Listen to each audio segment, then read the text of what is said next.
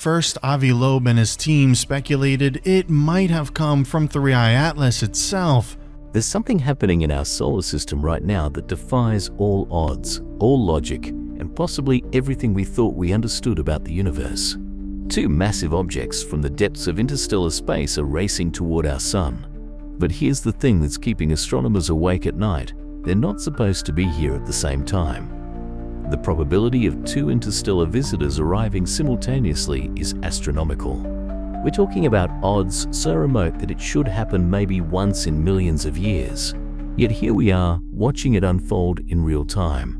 And when you dig deeper into what these objects actually are, when you look at their composition, their behavior, their impossible trajectories, well, let's just say the rabbit hole goes much deeper than anyone anticipated. It started on September 12, 2025. The SOHO spacecraft, stationed 150 million kilometers from Earth, detected something unusual with its solar wind anisotropies instrument. At first, the readings didn't make sense. The brightness levels, the spectral signature, the sheer size of what they were seeing, none of it matched any known comet. 2 days later, Michael Mattiazzo, an Australian comet expert with 3 decades of experience, captured an image that would change everything. What he photographed wasn't just unusual, it was impossible according to conventional astronomy. The tail stretched across 2.5 degrees of sky. To put that in perspective, that's 5 full moons laid side by side. Mattiazzo had never seen anything remotely close to this scale. Neither had anyone else. The International Astronomical Union quickly designated it C2025 R2 Swan, named after the SOHO instrument that first detected it. But as the initial excitement of discovery faded, a far more disturbing realization began to emerge. This massive object, now called Swan R2, wasn't alone. It was converging on our solar system at almost exactly the same time as another mysterious visitor, 3I Atlas. Now, 3I Atlas had already been causing sleepless nights for astronomers. This wasn't your typical space rock.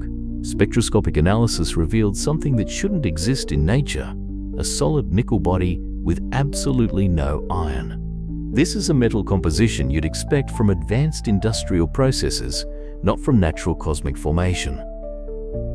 But Swan R2 dwarfed even 3I Atlas. We're talking about an object 100 times bigger and brighter, with a tail that makes Atlas look like a tiny firefly by comparison. Harvard astrophysicist Avi Loeb and his team initially thought the two might be connected. Perhaps Swan was a fragment broken off from Atlas, or maybe a scout craft released by some kind of technological mothership lurking in the outer solar system. But when they traced the trajectories, they discovered something far more unsettling. Swan R2 and 3I Atlas are approaching from completely different directions. Swan screams in from the constellation Aquarius, while 3I Atlas emerged from Sagittarius, near the Milky Way's galactic core. These are opposite sides of the sky, yet somehow, impossibly, they're both going to swing close to the Sun in October 2025. At their closest approach, Swan will pass about 150 million kilometers from the Sun, while 3I Atlas comes within 203 million kilometers. That's a gap of only 50 million kilometers blown off us, practically nothing on a cosmic scale. And here's where it gets really eerie. Both objects will vanish behind the Sun at exactly the same time, hidden from every telescope on Earth. 2 interstellar visitors, overlapping orbits, 1 solar encounter, and no way to see what happens when they meet. When you compare 3I Atlas with Swan R2, it's like looking at a scout drone next to a battleship, but both share characteristics that have never been seen in natural objects. The spectroscopic scans of 3I Atlas revealed that solid nickel body with 0 iron content. Inside, instruments detected a 10 gigawatt nuclear core. That's about 50 times the power output of the Chernobyl reactor. And its tail, it wasn't behaving like melting ice from a normal comet. Instead, it was emitting tightly collimated carbon dioxide at a perfectly steady velocity, the signature of controlled engine thrust. As 3I Atlas approached the Sun, something extraordinary happened. Its exhaust changed from red to green at the exact moment its trajectory shifted. Avi Loeb calls this thrust mixture modulation. The craft was adjusting its burn as solar heating increased, with the color change serving as visible proof of intelligent control. But Swan R2 makes 3i Atlas look primitive by comparison. Loeb's team detected something around Swan R2 that shouldn't be possible. A silver plasma shield wrapped around a nickel-cobalt armored hull. This isn't passive shielding like you might expect from a natural object. It's an active electromagnetic barrier with energy readings that are off the charts. This plasma shield can bend solar wind and deflect radiation far beyond anything a solid shell could accomplish. It's a living, breathing defense system that adapts to changing conditions in real time. Swan's tail spans 2 full degrees of sky, roughly 100 times bigger than the thin plume trailing behind 3i Atlas. And as it approaches perihelion, the closest point to the Sun, something remarkable happens. The object's glow flares brighter and shifts to white-green, exactly as Loeb's sensors pick up tiny thrust pulses from what appears to be a precision plasma drive steering system. The exhaust signature is unlike anything seen in nature: dense nickel and cobalt iron plasma mixed with carbon dioxide and carbon monoxide. According to Loeb, this combination is impossible without a directed plasma engine. Remember how 3i Atlas shocked the world with its 10-gigawatt nuclear reactor? Well, Swan's plasma core outputs more than 10,000 gigawatts every single second. To put that in perspective, Loeb compares this power level to 2 black holes colliding, except it's somehow contained and controlled inside a single machine. In Loeb's words, 3i Atlas was only the scout. Swan R2 is the fortress. Just when scientists thought they'd grasped the magnitude of what they were dealing with, NASA and JPL completed their orbital analysis and uncovered the most staggering truth of all. Swan R2 isn't a one-time visitor. It returns to our solar system every 22,554 years. Think about that for a moment. This object has been making regular visits to our Sun for longer than recorded human history. Its orbit is so precisely calculated that it returns like clockwork on a schedule that spans millennia. This isn't some random chunk of ice and rock that got knocked loose from a distant star system. This is a returning visitor on a cycle so long it stretches far beyond the entire timeline of human civilization. And its closest approach to the Sun will occur in October, the exact same month that 3i Atlas reaches its own perihelion. 2 objects with completely anomalous properties, passing near the Sun within days of each other. One on a hyperbolic flyby trajectory that will take it back to deep space. The other on a bound 22,000-year loop that ensures its return. For Avi Loeb, this discovery shifted the entire framework of investigation. The question was no longer what are these objects, but rather what is this system? According to Loeb and his team, Swan R2 isn't a natural comet at all. It's an automated machine sent by an advanced civilization far older than ours. For beings capable of interstellar travel, a 22,000-year orbit might feel like a routine patrol. At near-light speeds, time dilation would slow the passage of time for any travelers. What looks to us like thousands of years could be mere months to them. In this scenario, Swan R2's return isn't a cosmic coincidence, it's a scheduled appointment. But why return on such a vast interval? Loeb proposes several possibilities, each more mind-bending than the last. Each passage could be part of a maintenance cycle. Swan R2 might collect superhot plasma from the Sun as fuel, adjust massive sensor networks hidden around the planets, or download data from secret monitoring stations buried in the asteroid belt, under polar ice, or even inside planetary crusts. It might check on parked spacecraft that we've never detected, refresh navigation beacons that guide other vessels through our system, or update star maps with our Sun's changing position relative to the galactic center. The Sun could serve as both a power source and a navigation beacon. The 22,000-year cycle would provide enough time for new information to accumulate before the next scheduled data collection. What seems to us like an eon-spanning mystery could be, for them, nothing more than a regular service call. Refuel, update, retrieve data, and depart on a timetable older than human civilization itself. Another possibility, Loeb suggests, is even more intriguing. What if Swan R2 has come to deal with 3I Atlas? If 3I Atlas was indeed a scout probe, Swan R2 could be the heavy lifter, a massive recovery vessel arriving to collect Atlas's data, retrieve its power core, or even destroy it before humans can get too close to its advanced technology. Some researchers have proposed an even more dramatic scenario. The two objects represent opposing factions in some ancient conflict. Rival probes from different civilizations converging on our sun to control a critical resource. Think about it from the perspective of an advanced spacefaring species. The sun's immense energy output, its powerful magnetic fields, and its gravitational influence could be essential for stabilizing wormholes, powering galactic communication networks, or maintaining interstellar infrastructure. What we see as simple sunlight, they might view as the premium fuel source for technologies we can't even imagine. But perhaps the most unsettling theory comes from archaeologist Graham Hancock and his research team. They've identified a connection that sends chills down your spine when you really think about it. The last time Swan R2 passed close to our sun was roughly 22,000 years ago. This timing coincides precisely with the end of the last ice age and the period when humanity began creating its first monolithic structures and star maps.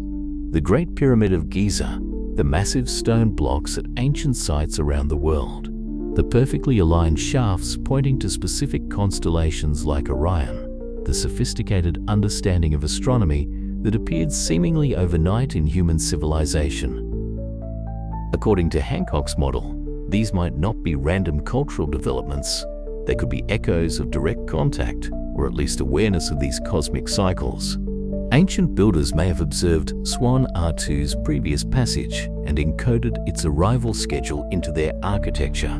The pyramid shafts pointing to Orion, the complex astronomical calendars tracking precession, the obsession with solar alignments in early civilizations, these might not be coincidences. They could be warnings and instructions passed down from a time when our ancestors witnessed this massive object blazing across the sky with a tail 5 moons wide. This theory would explain the extraordinary precision of ancient structures, the sudden appearance of agriculture and advanced mathematics, and humanity's inexplicable fascination with the stars from the very beginning of recorded history. If Swan R2's route has remained fixed for tens of thousands of years, then the people who built the pyramids, Stonehenge, and other megalithic sites could have seen it with their own eyes and constructed their monuments to mark its path through the heavens. But Loeb raises an obvious question: why now?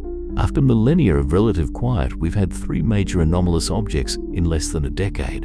Oumuamua in 2017, then 3I Atlas, and now Swan R2. Loeb believes this timing might be a direct reaction to us. For more than half a century, humanity has been broadcasting its existence to the stars. Radio and television signals, deep space radar pings, the SETI message, the Voyager golden records. All of this creates a slowly expanding sphere of electromagnetic noise announcing our presence to anyone listening. By now, those signals have reached dozens of nearby star systems. If there are advanced civilizations within that expanding bubble, they would know that Earth has developed a technological species. In Loeb's scenario, our transmissions finally reached the right listeners, and their response wasn't a single craft, but a carefully orchestrated sequence. First, Oumuamua in 2017, a dark, silent scout conducting preliminary reconnaissance. Then 3I Atlas, a more sophisticated probe with active propulsion and power generation. And now Swan R2, a massive plasma fortress with power levels rivaling cosmic catastrophes. This progression suggests increasing levels of interest and involvement. What started as passive observation may have escalated to active investigation. The golden record aboard Voyager was intended as a greeting card to the cosmos. These objects could be the visitors arriving in response to our invitation. There's another possibility that's even more unsettling. What if our recent burst of radio transmissions triggered something that was already here, waiting? Advanced civilizations capable of interstellar travel might maintain automated monitoring networks around potentially habitable systems. These networks could remain dormant for thousands of years, activated only when indigenous species reach certain technological milestones. Our radio broadcasts, nuclear weapons testing, and space exploration activities could have crossed some predetermined threshold, automatically triggering a dormant surveillance system. In this model, Swan R2's return isn't just coincidental timing, it's a scheduled audit of a newly emerged technological civilization. The machines aren't coming to greet us. They're coming to evaluate whether we represent a threat to galactic stability, a potential resource, or simply another failed species destined for self-destruction. What makes this situation particularly ominous is the broader pattern of official silence. Despite the extraordinary nature of these discoveries, no major government or space agency has treated them as matters of urgent public concern. Official voices remain suspiciously quiet, as if the less said about these objects, the less responsibility they have to bear for any potential consequences. But while bureaucrats practice strategic ignorance, the sky itself is not silent. The objects are there, approaching with mathematical precision, carrying power sources that dwarf anything in human technology. Swan R2 and 3I Atlas aren't just anomalous comets. They're signals, harbingers of technologies and civilizations that operate on timescales we can barely comprehend. As both objects approach their October rendezvous with our Sun, we're facing an unprecedented moment in human history. Two massive artificial constructs from interstellar space will pass within 50 million kilometers of each other, hidden from our view behind the solar disk. We have no idea what will happen when they meet. Will Swan R2 retrieve 3I Atlas, as Loeb suggests? Will they exchange data, resources, or personnel? Are we witnessing a changing of the guard, where one monitoring system replaces another? Or is this the beginning of something far more significant, the first open contact between humanity and intelligences that have been watching us for millennia? The emergence of these objects forces us to confront uncomfortable questions about our place in the cosmic order. If advanced civilizations have been monitoring our solar system for thousands of years, what does that mean for human independence and self-determination? If our own technological development has triggered their increased attention, are we crossing into territory where we're no longer alone to determine our species' fate? And perhaps most importantly, if these are indeed artificial constructs with power sources that rival cosmic catastrophes, what are their creators capable of on a galactic scale? The power levels we're detecting in these objects represent a technological gap so vast it's difficult to comprehend. Swan R2's 10,000 gigawatt plasma core produces more energy per second than our entire global civilization consumes in weeks. The plasma shielding technology that allows it to manipulate solar wind and radiation is beyond our current scientific understanding. The precision guidance systems that enable 22,000-year orbital cycles are more accurate than anything we've ever built. If these objects are indeed artificial, their creators have mastered energy manipulation, material science, and propulsion technologies that we're not even close to theorizing, let alone building. This raises profound questions about the nature of technological development on cosmic timescales. While we've been struggling with fossil fuels and chemical rockets for the past century, other species may have been perfecting plasma manipulation and antimatter propulsion for millennia. There's something profoundly unsettling about the possibility that we've been under observation for far longer than we realized. Every major step in human development, the end of the Ice Age, the rise of agriculture, the development of writing, the construction of monuments, all of this may have been witnessed and recorded by intelligences whose technology makes ours look primitive. If the 22,000-year cycle is accurate, Swan R2 would have passed through our solar system during the height of the last glacial period, when early humans were just beginning to develop complex social structures. It would have returned during the emergence of the first great civilizations in Mesopotamia and Egypt. Each passage would provide a snapshot of human progress or lack thereof. We may be entries in a cosmic database, our entire species development catalogued and analyzed by minds that think in geological timescales. As October approaches and both objects prepare for their solar encounter, humanity faces a critical decision point. Do we attempt communication, Do we try to observe their interaction despite the solar interference? Or do we maintain the same official silence that has characterized our response so far? The problem is that we may not have a choice in the matter. If these objects are indeed artificial and their creators are actively monitoring our system, they already know everything they need to know about our capabilities, our technology, and our intentions. Our radio transmissions have been broadcasting our existence for decades. Our nuclear weapons testing, space launches, and industrial emissions create signatures that would be visible to any advanced monitoring system. We may think we're making first contact, but from their perspective, they've been watching us all along. As we approach the October convergence, every day brings new data and new questions. Advanced telescopes around the world are tracking both objects, measuring their trajectories with unprecedented precision. What they're finding continues to defy conventional explanations. Both objects are making minute course corrections that no natural body should be capable of. Their power signatures remain consistently anomalous, and their approach vectors continue to converge with mathematical precision that suggests deliberate coordination. The most advanced computer models can't explain how two objects from different star systems could arrive with such perfect timing unless their journeys were coordinated from the beginning. Perhaps most disturbing of all is the wall of official silence surrounding these discoveries. While independent researchers like Loeb and his team publish their findings, major space agencies and government institutions remain mysteriously quiet. This isn't the typical cautious approach of peer review and scientific verification. This feels like deliberate information suppression, as if acknowledging the true nature of these objects would force responses that institutions aren't prepared to make.